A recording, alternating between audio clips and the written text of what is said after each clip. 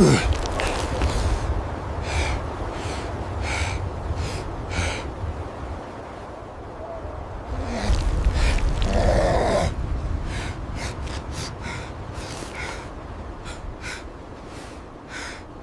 winter night in the late 1980s, a widowed old man named Frank Weaver heard something groaning outside his remote cabin in Oregon. But it wasn't human. It was a creature, nearly 9 feet tall, covered in dark tangled hair, with a military dart marked U.S. Army RD-12 lodged deep in its shoulder.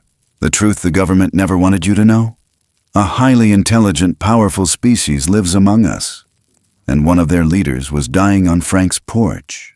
Instead of turning it in, Frank chose to save it, bandaged its wounds, fed it, taught it words, and in return, it offered him the one thing he'd lost since his wife died: connection. This story is reconstructed from leaked records and Frank's own handwritten journal. He's the only known man to protect one of these beings and live to tell the tale. In the story, you'll discover what this creature really was, why the military called off their strike, and the cryptic sign it left behind before vanishing into the mist. Frank told government agents just one thing: "I only saw bears and wolves." But weeks later, he found a stone near his cabin, smooth, carved with a symbol of 3 peaks, and an open hand. Miss this story, and you'll never know how silence once saved a life and stopped a war. There were no streetlights this far out, no traffic, no neighbors, just wind, thin and restless, threading through the black-boned pines like a secret it couldn't quite keep. Snow pressed against the windows, thick like silence. Somewhere out there, the Cascade Range slept under its icy blanket, but here, inside the little cabin tucked near the edge of Klamath Falls, Oregon, a single wood-burning stove kept one man and the memory of his wife warm. Franklin Weaver sat hunched in his chair, the one Evelyn had knit the cushion for, burgundy wool, a bit faded, fraying now at the corners. His back ached the same way it always did around this time of night. 66 winters had carved deep furrows in his face, and he didn't mind them. Time leaves marks on what matters. His hands, cracked and dry, held a ceramic mug of peppermint tea, the only flavor Evelyn had truly loved. He brewed it every night now, said it helped him sleep, though he hadn't really slept in years. On the table beside him lay her old, leather-bound journal, worn soft at the edges, still carrying the faint smell of her lavender soap. He flipped it open, didn't read, not tonight, just looked at her handwriting, slanted and clean, like it was still catching breath. The fire cracked behind the grate. The old walls creaked like bones settling, and that was when he heard it.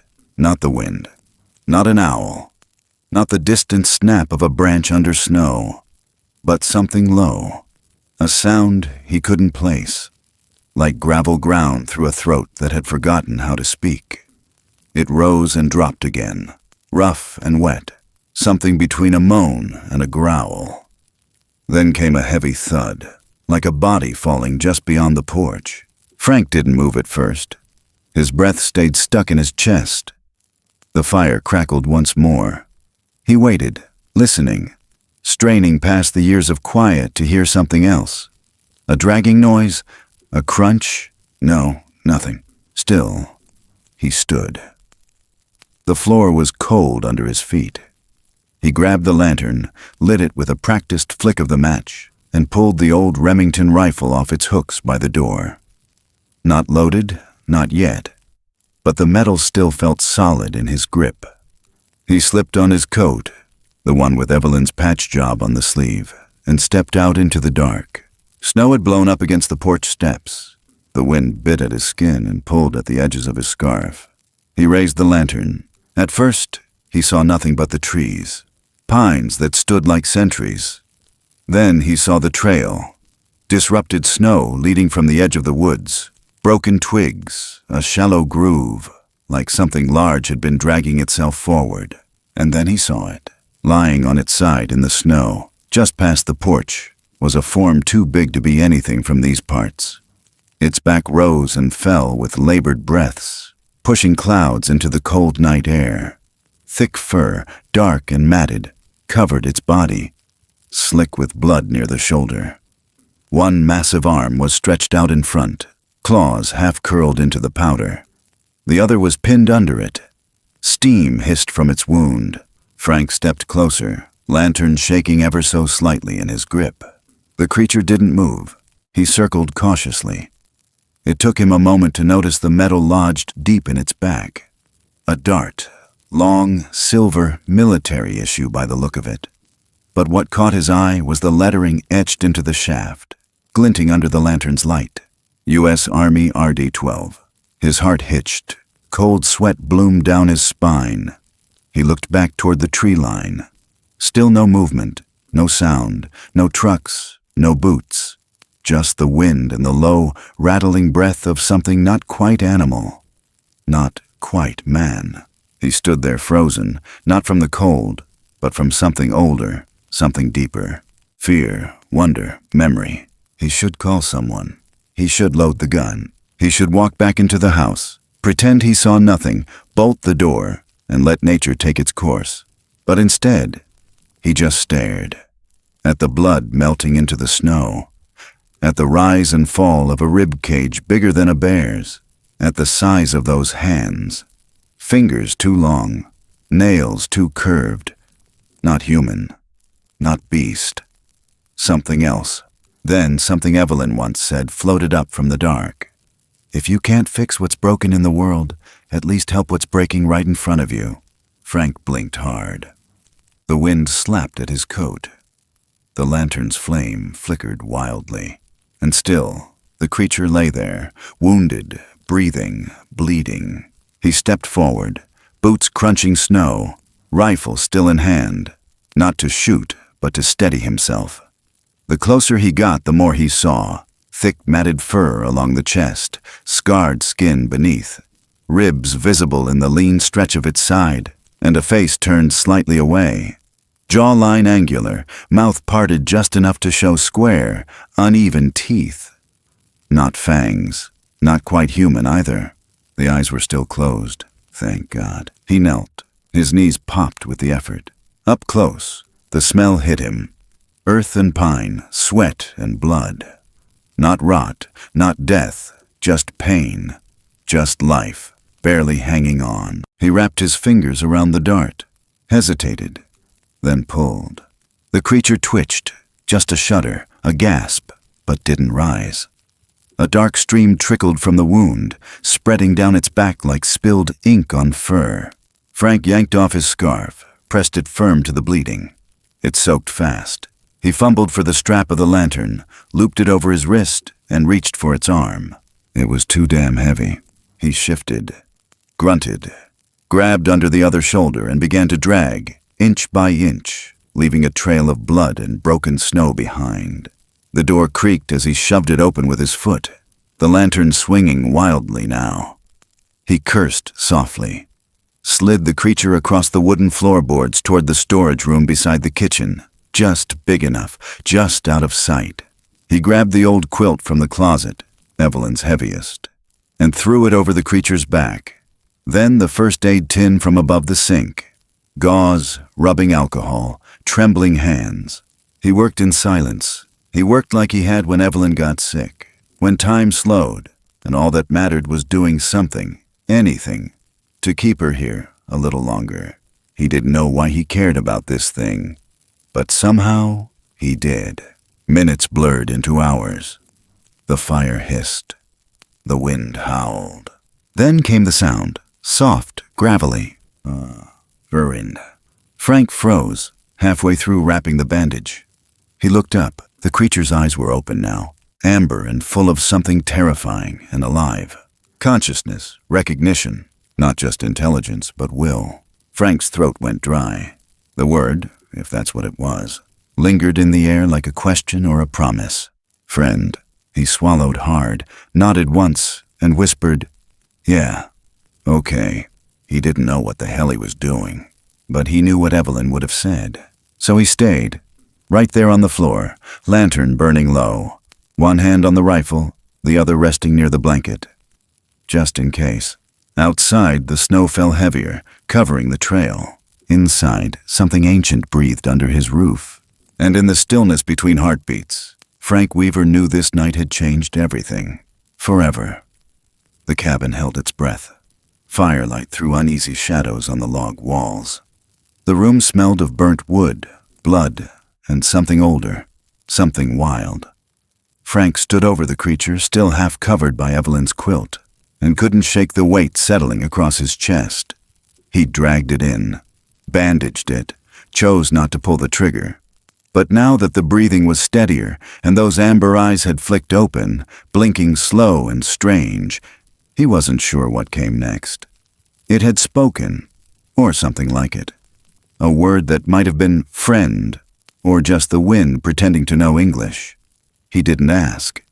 He didn't want to know what would happen if it spoke again. He walked back to the kitchen, poured more tea without tasting it, and stood at the sink staring into nothing. Outside, the wind still tore through the trees, howling low like something circling just out of reach. He gripped the counter tight, bones cracking in his hands. He could still call someone. Say he found a wounded animal. Say nothing. Let someone else clean it up. Let the world keep spinning without him in it. But then came that memory, bright as a knife. Evelyn's last breath, the rattle in her throat, her hand on his, thin as paper, whispering, "If you can't fix what's broken, just help what's right in front of you." He squeezed his eyes shut. Damn you, Evelyn. Damn your soft heart and your perfect timing. He moved again before thinking, grabbed the toolbox from under the stairs. Not for weapons, he had enough of those, but for screws, hinges, wire, reinforcement. If this thing got worse before it got better, the back storage door wouldn't hold. But neither would the truth. He couldn't tell anyone, not the ranger station, not the sheriff, not even the doc down in Newtown. They'd never believe him. And if they did, God help whatever that was in his spare room. He hammered through the next hour like a man with something to outrun. Reinforced the door, nailed shut the outside hatch, rearranged the shelves just enough to shield the body if someone walked in. Every so often he'd pause to listen. The breathing behind the wall stayed steady, slower now, resting or waiting. He made a second batch of tea, hotter this time, no sugar, just steam and shaking hands. Sat in his chair again, Evelyn's journal unopened at his side. The fire had burned low, but not out. It was the kind of fire that asked for your attention but didn't beg for it. That was when it hit him. What if it had a tracker? He stood too fast, dizzy. Made his way back to the creature, lifted the blanket slowly, scanning the shoulders, the spine, the upper arms. Underneath the fur, the skin was thick, pocked with old scars, some newer than others. There were no blinking lights, no implants, just flesh and damage. He pressed gently near the wound where the dart had hit. The skin twitched under his hand, but no response. Not awake. Not yet. He recovered it, stepping back, took a breath. The night wasn't over. He tried to sleep, failed. He tried to read, the words blurred. He sat by the fire until dawn stained the windows gray. Then came the knock. Not loud, not desperate. Just 3 sharp raps on the front door, military polite. He didn't move right away. The cup of tea had gone cold in his hand. He set it down without sound, rose slow, looked through the peephole. 2 men stood outside. Not in police blues, not in ranger green, but something in between. Unmarked coats, black gloves, hard expressions softened by practiced small talk. Frank opened the door a crack. Just enough. "Mornin', sir," one of them said. Southern drawl buried beneath clipped tones. "Sorry to bother you this early. We're just checking on folks after last night's storm. You hear anything strange?" Frank blinked. "Strange how?" The second man smiled without his eyes. "Animal sounds, crashing, something unusual." Frank let the question sit there. Let it get uncomfortable. "Just wind," he said at last. "And the owl that keeps to the pine out back. The first man nodded, pulling something from his pocket. A business card, plain white, no logo, just a number. Well, if you do notice anything odd, give us a ring. Some folks heard something west of here. Might have been a bear, might have been something else. Frank took the card. Didn't look at it, just nodded, slow. The second man glanced past him, just briefly. You out here alone? Frank smiled, soft and hollow. Been that way a while. The men stood there for a beat too long, then turned and walked off without another word. He watched until they disappeared down the hill, boots crunching in the snow, leaving behind only that damn card and a pressure in his chest he couldn't shake. He closed the door, locked it, then nailed a plank across it just to be sure. The cabin felt colder now. That night, he brought more supplies into the storage room, blankets, a water jug, canned soup. He didn't speak, didn't ask questions, just worked around the creature like it was something sacred or sleeping. Or both. When he lit the lantern and set it down, the amber eyes opened again. They didn't blink this time, just watched. He placed a tin of food near the edge of the blanket, opened it, pushed it forward. The creature didn't move.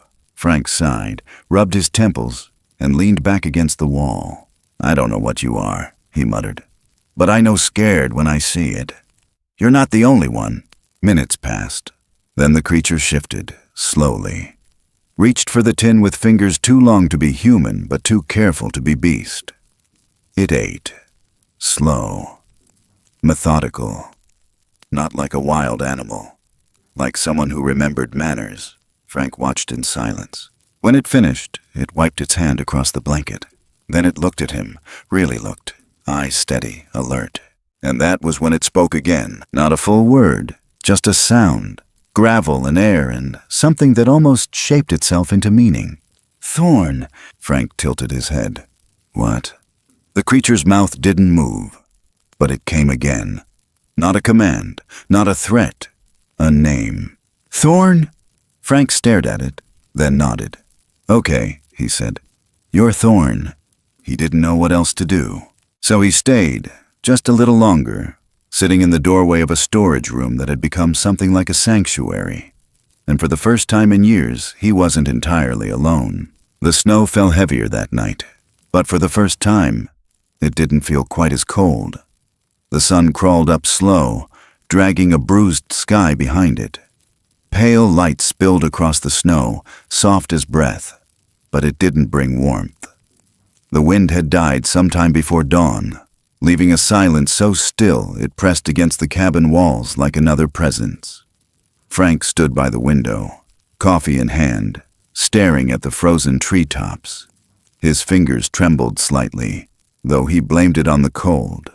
Sleep had come in short bursts, light and broken, like a radio signal skipping through static.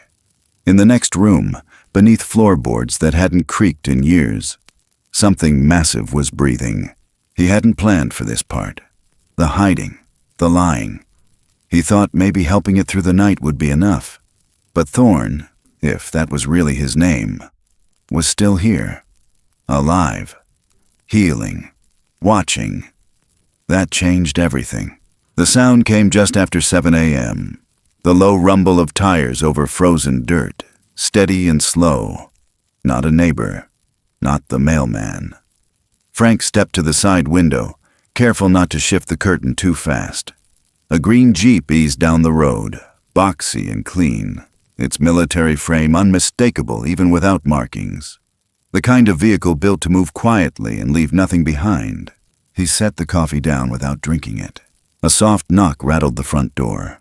Not polite, not rushed. Just a pattern made by someone who knew how to wait. He opened it just wide enough. 2 men stood outside. Not the same ones from before. Younger, colder. They didn't smile. "Morning, Mr. Weaver," the taller one said, though he didn't wait for a greeting. "We're following up on a report. Unusual activity in the area last night." Frank tilted his head, blinking like a man who didn't understand the language. "Storm knocked out power lines up north. Might have spooked some wildlife. You see or hear anything strange?" Frank scratched his beard. Just whined and the usual groans from this old place. Ain't much happens out here."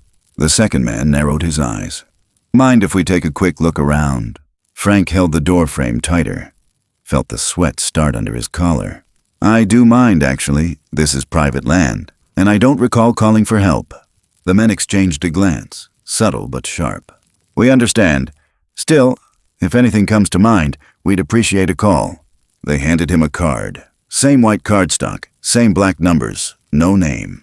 He didn't look down at it. Just nodded. They didn't leave right away. One took a slow look over his shoulder, toward the tree line, toward the barn, toward the roof where snow hadn't settled evenly. Eventually, they turned and walked off.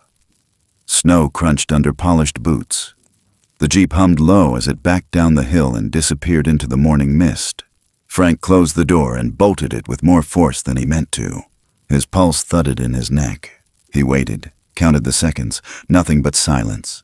Then he moved. He went to the old trap door in the pantry floor. It hadn't been used since '91, back when Evelyn insisted they have somewhere to go if the Cold War ever got hot. He lifted the creaking panel and stared into the dark below. The smell of old earth hit him first, damp and metallic, like the underside of a riverbank. He grabbed the lantern, lit it quick, and disappeared down the steps. The space was tight, barely tall enough to stand in, but it was dry and hidden. Shelves of dusty cans lined one wall. A cot sat in the corner, yellowed from years of disuse. He cleared the cobwebs, unfolded a wool blanket, and set it down over the mattress. Then he climbed back up, closed the hatch, and stood there for a moment, hand on the wood, listening. No helicopters yet, no dogs, but the clock was ticking. He stepped back into the storage room where Thorn lay, eyes half-lidded but watching. Frank knelt, not too close, not too fast. "They came again," he said quietly. "They'll keep coming." Thorn didn't speak, but his head tilted, slight, alert. "I can't keep you here, not like this. They'll smell it out. Whatever you are, you need to go underground."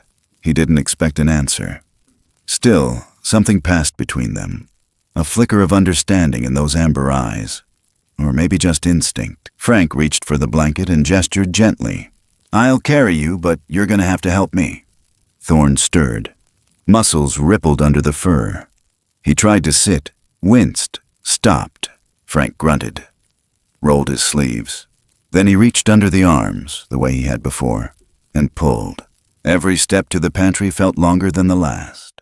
He opened the hatch, lowered the lantern, then shifted, carefully, until Thorn's frame slid down, landing hard on the cot, making the entire floor groan.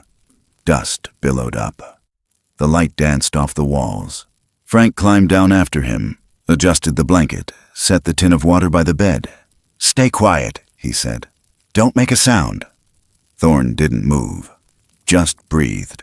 Steady now, watching him with the patience of something used to hiding. Frank climbed back up, sealed the hatch, and stacked boxes over it. Tight, seamless. The cabin felt different now, smaller, like the air had thickened. He made lunch, didn't eat. He stood by the window for hours, eyes tracing every shape in the snow. That night, he heard movement downstairs. Not loud, just a shift, like someone rearranging their legs. And then, faintly, the soft scrape of something against the dirt floor. He went down to check. Thorn sat upright now, back against the stone wall, wrapped in the blanket. His breathing was stronger, clearer. On the floor beside him, drawn carefully into the dust, was a symbol. A circle, with 3 sharp peaks rising from its edge. Frank stared at it, blinked. "Is that you?" Thorn didn't answer, just looked at him, then down at the shape again. Frank stepped closer, squatted beside it, reached out a finger, traced the edges. "You're not alone." Thorn's chest rose and fell once. "You're their leader." Still no sound, but the silence didn't feel empty. Frank sat down against the wall, the cold seeping through his flannel shirt, the weight of it all finally pressing into his bones. He looked across at the figure wrapped in shadows and wool, at the long arms, the scarred shoulders, The face that was too human and too not at the same time. "I don't know what kind of mess you're running from," he said, "but I reckon it followed you here." The lantern burned low. Outside, the wind picked up again, dragging snow across the hills like a curtain closing in slow motion. Frank closed his eyes, and for the first time, he realized he didn't feel afraid anymore. Just responsible, just awake. By the third morning, the snow had hardened into a crust of a silence. Thin sunlight pushed through the pines, casting pale shadows across the clearing. But nothing really melted. Winter had settled in like an old guest who knew it wouldn't be asked to leave.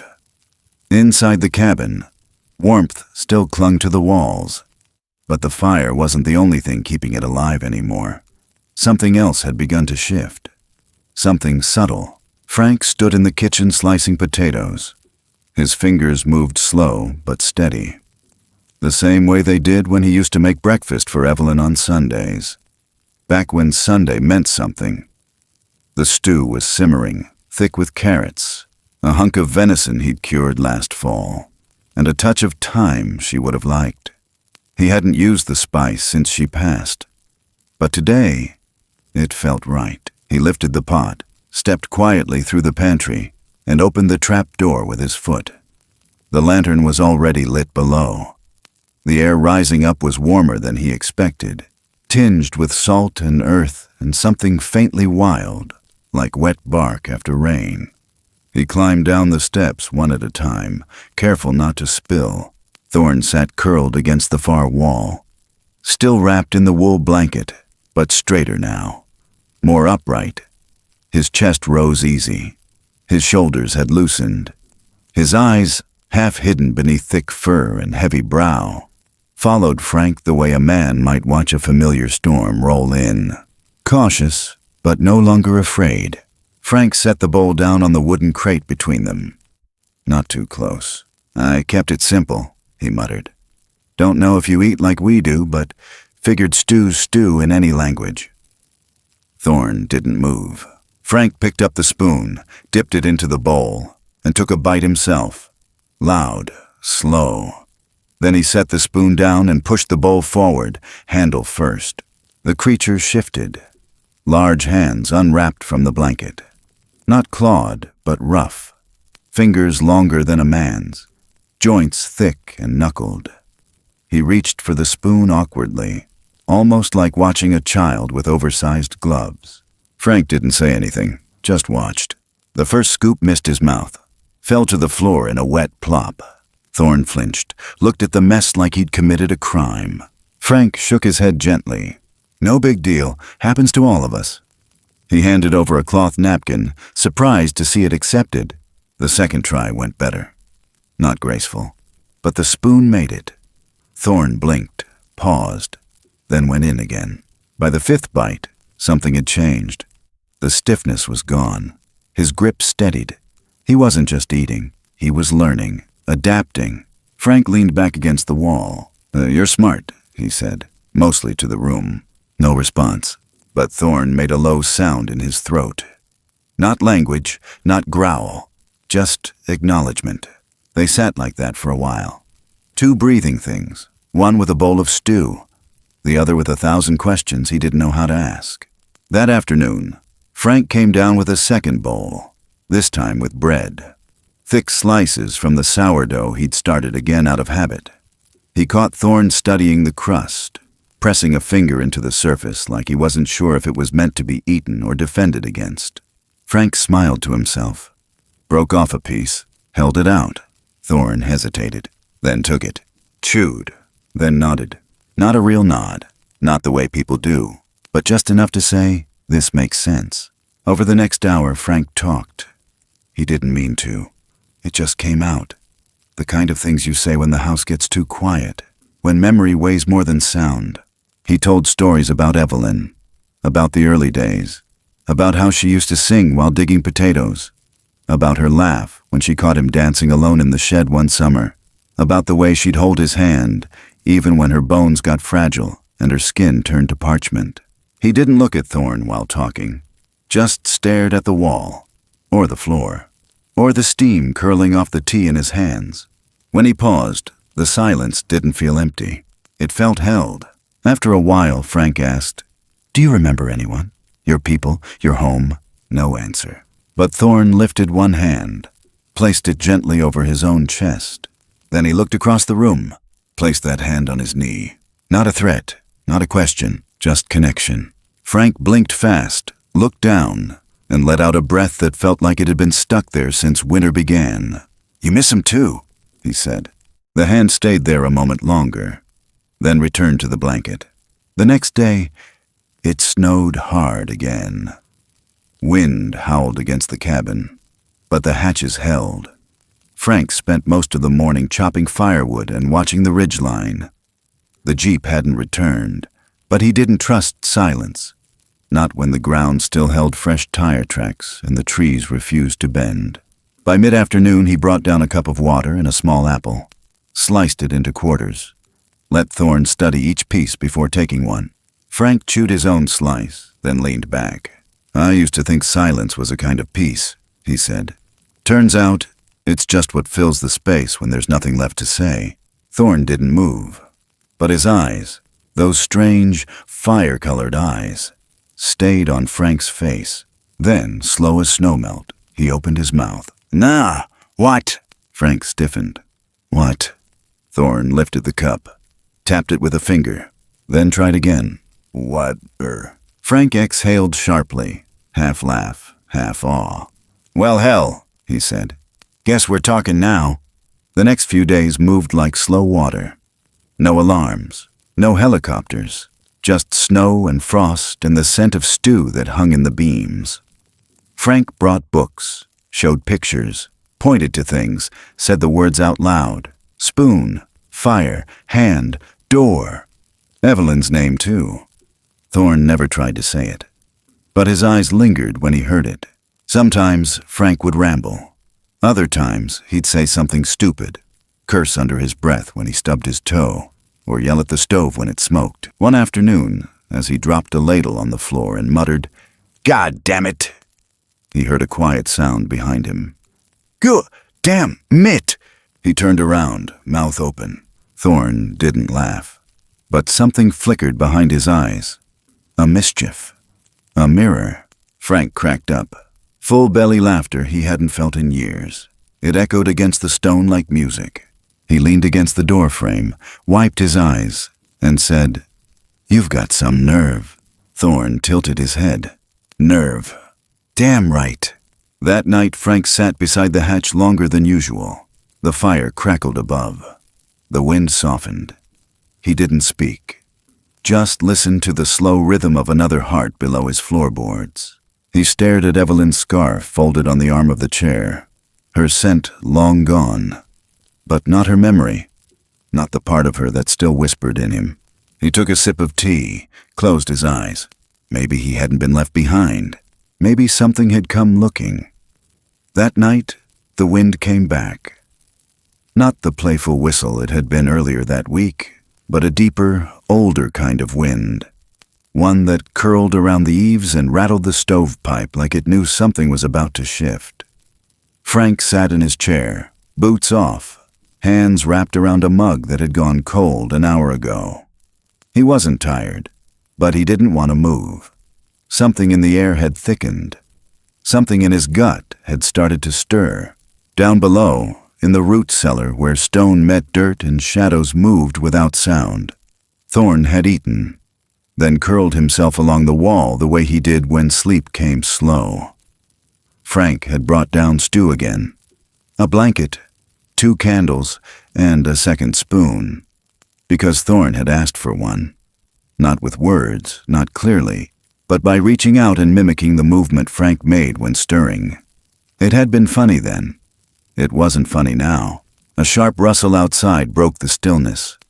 One tree knocking into another, maybe. Or a branch finally giving way under snow.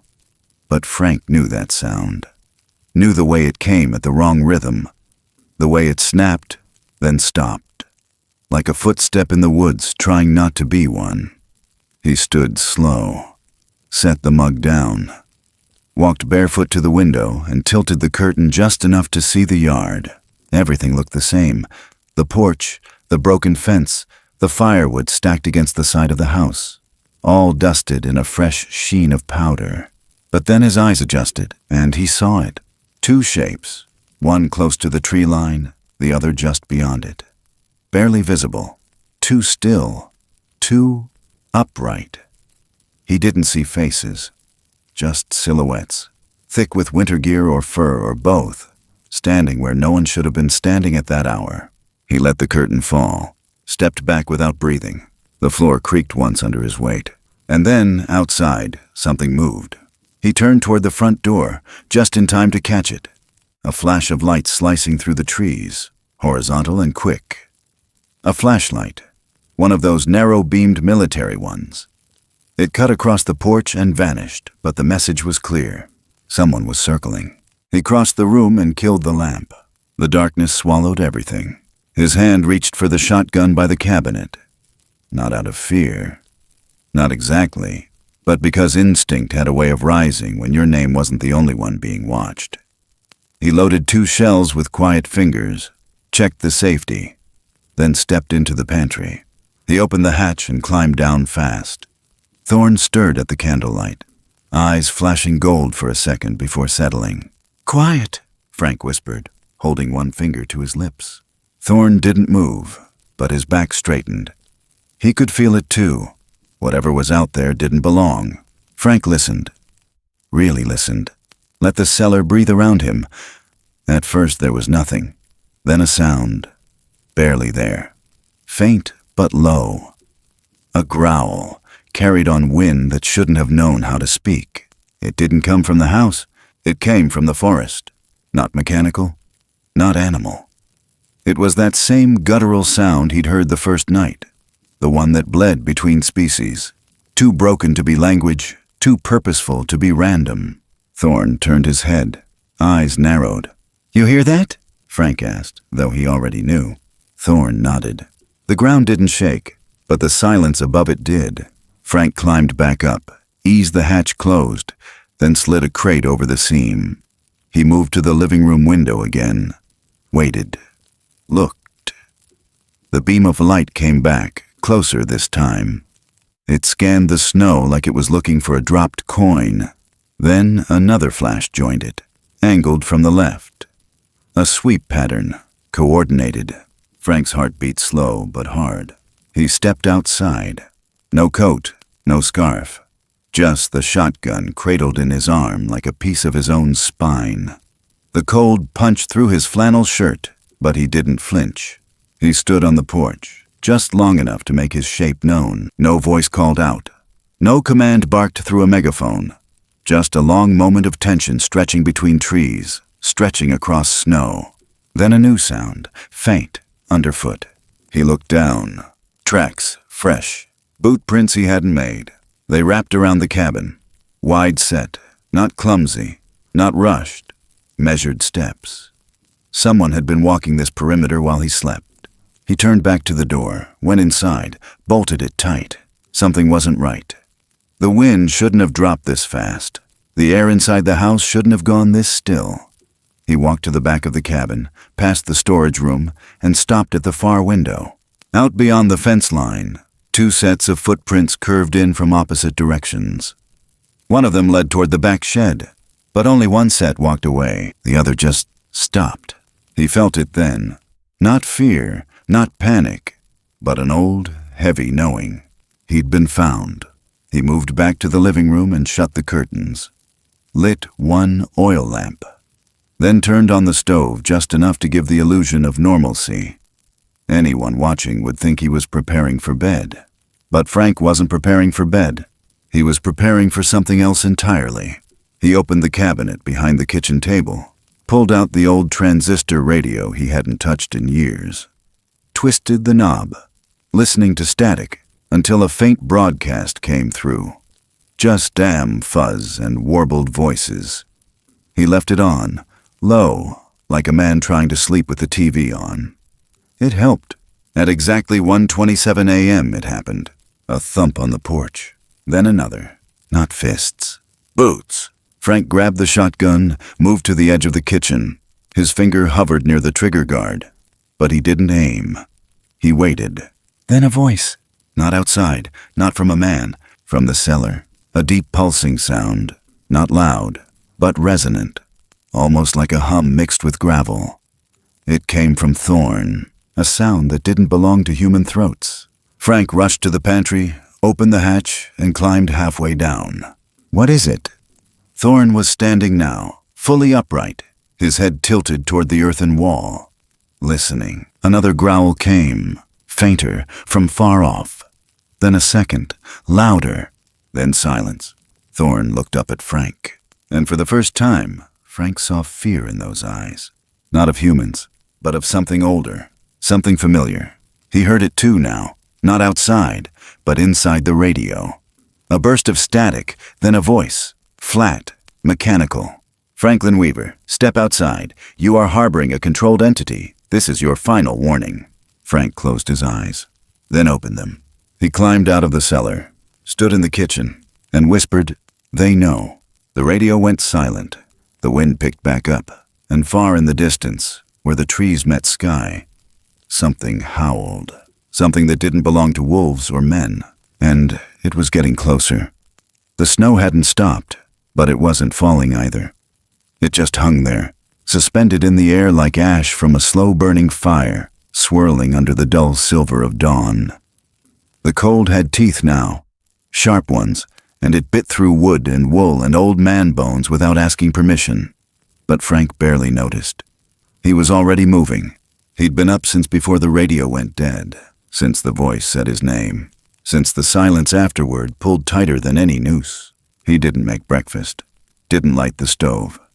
Just pulled on his boots, grabbed the wool coat Evelyn had stitched for him years ago, and walked straight to the cellar hatch. When he opened it, the warm breath of earth met him like a warning. And from the shadows below, Thorn looked up, already awake, already waiting. "They found us," Frank said. Thorn didn't answer, but his body tensed. He stood slow, fully upright now, stronger, taller. He didn't even need the wall anymore. His frame filled the space, and for the first time, Frank realized just how big he really was. Not just tall, immense. A presence that bent the air around it. Frank stepped aside. "We can't stay down here. If they storm the cabin, they'll tear this place apart." Thorn's eyes met his, unblinking, and then he did something Frank hadn't seen him do yet. He reached out gently and placed his hand flat against Frank's chest. Not to hurt, not to warn, just contact. His palm was massive, hot, alive. Then he pulled back slowly and touched his own chest the same way. It was a gesture, a goodbye. Frank swallowed hard. No, not like this. He climbed the ladder, heart thudding loud against his ribs, and slid the hatch closed. Nailed it shut. Not to trap Thorn, but to buy them both a little time. And then came the sound he'd been waiting for. Boots on snow. Dozens of them. A crunching, methodical rhythm, closing in from all sides. The forest was waking up with men in its mouth, and their breath reeked of orders and steel. He moved to the front window, pulled the curtain an inch. They were everywhere. Uniforms, but no insignia. Guns, but no hesitation. And above them, in the sky, a pale spot of movement. Rotor blades slicing slow through the haze. A chopper. Low. Circling. The beam of a floodlight sweeping the tree line. The cabin. Then the roof. Frank turned from the window. Time had run out. He moved fast, not frantic. Grabbed the old duffel from under the sink. Loaded it with the medical kit, canned food, maps. He tossed in 2 flashlights, batteries, his wife's scarf, and the bolt cutters he hadn't touched in years. He slung the shotgun over his shoulder, then hesitated. Looked back toward the pantry door. He grabbed a second blanket. Downstairs, Thorn stood in silence, but something had changed. His breathing was sharper, focused. He wasn't hiding anymore. He was waiting. Frank dropped the bag near him. "There's a way out," he said. "Back wall, crawl space, leads out through the foundation. We'll have cover up to the creek." Thorn nodded once, Not mimicry, understanding. Frank grabbed the crowbar and went to the far end of the cellar. The wall there was half stone, half packed dirt.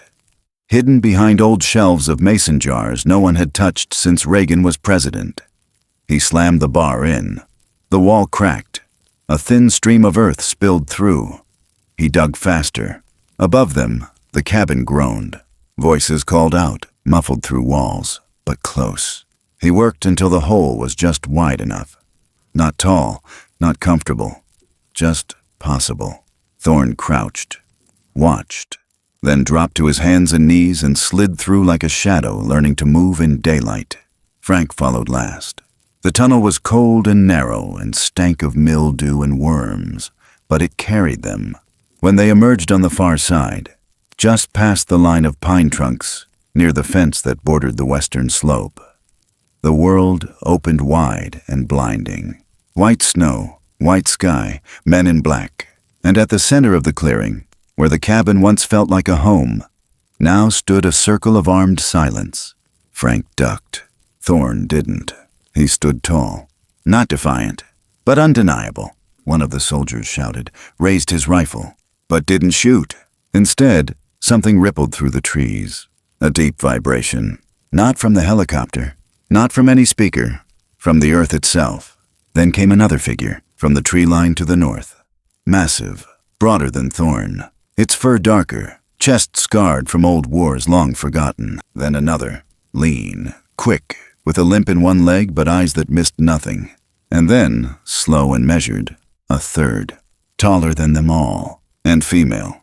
Her fur was ash gray, streaked with white, and her face bore the kind of stillness that only comes from having seen too much. They moved into the clearing. No words, just presence. The men didn't fire. The guns didn't rise, but radios crackled. Then one voice, firm and low. Abort capture, observation only. Frank felt his knees weaken. The soldiers stood down. No one moved. And then slowly, Thorn stepped forward. The others made space for him. He turned, faced Frank, raised his hand, placed it over his own chest again, then over Frank's. Frank mirrored the gesture, and in that frozen moment, surrounded by everything unknown, everything broken, everything hunted, they understood each other. Thorn turned back, walked toward the trees, and was gone. No farewell, no promise, just snow settling in his footsteps. Frank didn't cry. He just stood there, shotgun limp at his side, heart hammering in the cold. A man who had finally done the one thing he hadn't done in a long, long time. Let go! The soldiers packed up in silence. The chopper lifted without fanfare, and Frank, old and trembling and more awake than ever, walked back toward the cabin that would never feel the same. Not because something had left, but because something had changed. Forever. The snow had stopped sometime in the early morning, leaving a thin crust of frost glazing the edge of the porch like a thin breath held too long. The cabin, battered but still standing, wore the aftermath in silence. Faint smudges of boot prints already half swallowed by ice, a cracked window above the pantry patched with cardboard and tape, and the porch rail hanging just a little lower on one side. Frank sat alone at the table, hands wrapped around a mug he hadn't drunk from in hours, staring at the spot where the scarf used to hang by the door. 3 days had passed since Thorn disappeared into the trees. 3 days of quiet, but not peace. The first morning there were tire tracks in the road that hadn't been there the night before. Not from town folk, not hunters. Something heavier. Government tires. Still warm. By the second morning they stopped trying to hide. At 10:03 a.m., 2 men stepped out of a black SUV parked far down the ridge where the main road curved behind the tree line. No markings on the vehicle. Just dust, frost, and the humming weight of something official but deliberately unacknowledged. They didn't come up fast. They walked the path slow, hands in pockets, collars pulled tight, eyes sharp but polite. One wore a charcoal gray coat with clean leather gloves. The other wore brown tweed and carried nothing but a small notebook. Their boots were too clean for the mountain. Frank watched them from the window. Didn't move. Didn't lock the door either. He let them knock. Let them wait. Then opened it halfway, just enough to remind them they weren't invited in. "Mr. Weaver," the one in tweed said, voice smooth like a late-night radio host. "We'd like to ask you a few questions about the morning of the 17th. Frank didn't answer. The man in gray smiled faintly, not pushing. "Nothing formal. We're just here to make sense of a few inconsistencies in satellite data. Unusual thermal readings, a few drops in field transmissions, that sort of thing." "Storm knocked out my radio," Frank said. "Might have fried some lines. That explains your satellites?" "Perhaps," the man said. "But we also found signs of large-scale movement through these woods. Boot tracks, burn marks. Scattered fur samples were not able to identify with any regional fauna." Frank's eyes didn't flinch. "I seen bear," he said flat. "And wolves. Plenty of those in Klamath this time of year." The man in tweed took out a pen, flipped to a blank page. "Mind if we come in?" "I do." There was a silence there, long and oddly mutual. Frank didn't blink, didn't move. Eventually they stepped back. "We won't take more of your time," said the one in gray. "But if anything strange returns, any sounds, tracks, dreams, you call the number." He passed over a card, plain, white, no agency. Just 10 digits and a small symbol embossed in the corner, 3 triangles arranged like teeth, pointing down. Frank took it. "Close the door. No goodbyes." He stood there for a long while, the card still in his hand, the ink of it almost damp in the warmth of the cabin. That night he didn't sleep. There was no radio warning, no helicopters this time. But something had changed. The silence outside had taken on a different shape. Not just quiet, but expectant, like something was watching for what came next. He noticed it first in the mornings. Twigs broken just past the tree line. Fresh prints. Sometimes a glint of metal under frost. Abandoned sensors, maybe. Sometimes just movement. A dark shape that never got close, but never wandered far. The third evening, just before dusk, Frank walked down the hill to check the firewood stack and saw it. Boot prints, new ones. Same tread as the men in gray. They circled the cabin again, but this time they went deeper. Past the back shed. Toward the root cellar. He followed them. They stopped just 5 feet short of the old crawl space he'd used with Thorn. He knelt there, ran a hand along the earth. They'd been here. Maybe watched him when he let Thorn go. Maybe expected him to run, but he hadn't. He stood, looked up at the treetops. The cold was sinking fast, a bitter dusk creeping through the pines, but the sky still held a hint of lavender over the hills. And in that faint glow, just past the top of the ridge, something moved. Too big for a deer, too fluid for a bear. Frank didn't call out. He just watched. It didn't approach, didn't linger, just stood for a moment, then vanished into the trees like a memory dissolving in breath. Later that night, he sat by the fire, eating stew he didn't really taste, and set the second spoon on the table across from him, not out of habit, out of respect. When he finished, he laid the spoon flat, cleaned the bowl, and set it back in the cabinet. The wind outside picked up for a few minutes, scraping against the windows like a finger on glass. He let it, didn't flinch, didn't speak. At some point, he rose from his chair, walked to the front door, and opened it. The night was cold, still. No lights in the trees, no voices. But at the edge of the porch, just beside the last step, was a stone, smooth, round. The kind of stone that doesn't belong in this part of the forest. On top of it sat a pine cone, and beside that, a single feather, owl. Clean, unbroken. Frank stared at it for a long time. Then, without a word, he knelt, picked it up, held it in his palm like something sacred. He looked out into the woods. Snow fell softly again, not heavy, just enough to catch the light and carry it. And in the hush of it all, in the hollow where fear used to live, he whispered something to the dark. "Thank you."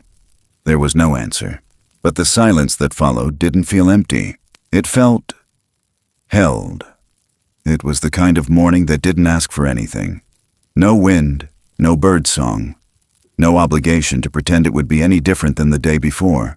Just fog clinging low over the snow like wool caught on fence posts, making the world small and quiet and soft around the edges.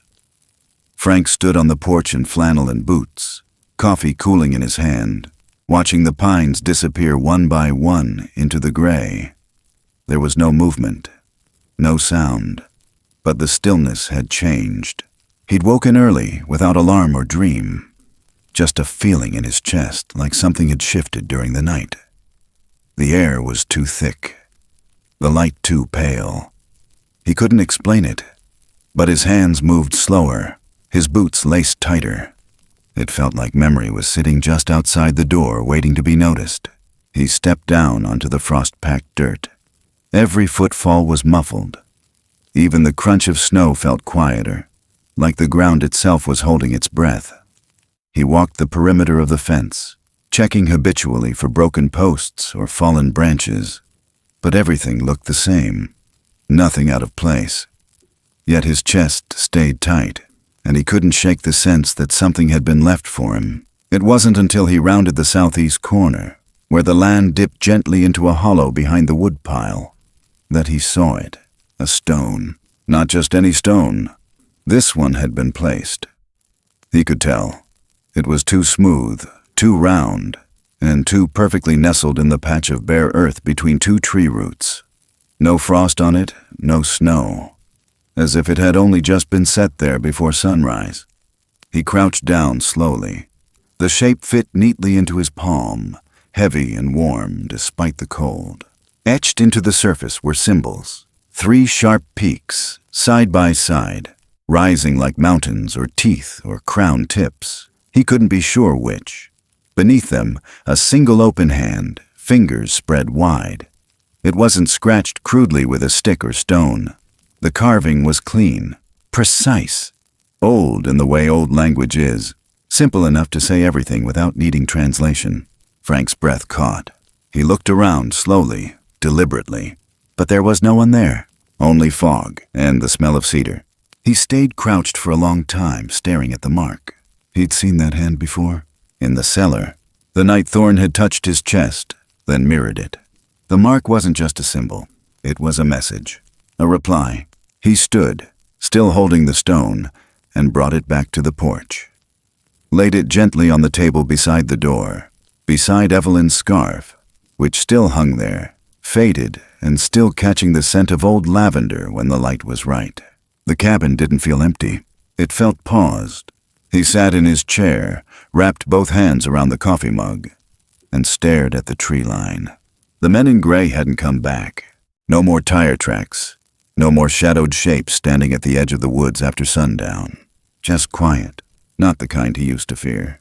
A different kind. One that felt chosen. He sat there until the coffee went cold. Until the mist lifted. Until the snow on the fence began to melt and run in little silver streams down the old posts Evelyn had painted by hand 20 years ago. When he stood again, it was slow. Not because he was tired. Because he wasn't. He stepped off the porch and made his way back to the edge of the hollow. The stone was still there. The mark hadn't faded. He knelt once more and pressed his palm gently to the carved hand. It didn't spark or burn or speak, but it held warmth, like memory, or trust, or the last trace of someone watching from just beyond the tree line, waiting until the time was right. Frank didn't say anything, not out loud. He just stayed there, palm to stone, until the fog thinned and light broke through the trees in long, pale ribbons. That afternoon, he chopped wood, not because he had to, because the work felt honest again. He mended the fence where it had started to lean. He fed the stove even though the weather had turned. He boiled stew he wouldn't finish. He left a bowl by the back steps that night, not expecting it to be taken, but knowing it would be. He didn't check in the morning. Didn't need to. Somewhere in the bones of the house, in the quiet between floorboards, the air had changed. The weight was gone. The waiting was over. That evening, just before dark, he lit the last candle in Evelyn's box. The one she'd kept for emergencies only, back when emergencies were simpler and more human. He placed it near the window. Let the flame flicker soft against the glass. Not a signal, just a gesture, a small light for something that once trusted him enough to stay, and maybe still trusted him enough to return. Later, when the stars came out, cold and sharp, he stepped onto the porch one more time. The air was still, but not empty. He looked toward the trees and didn't feel watched. He felt remembered.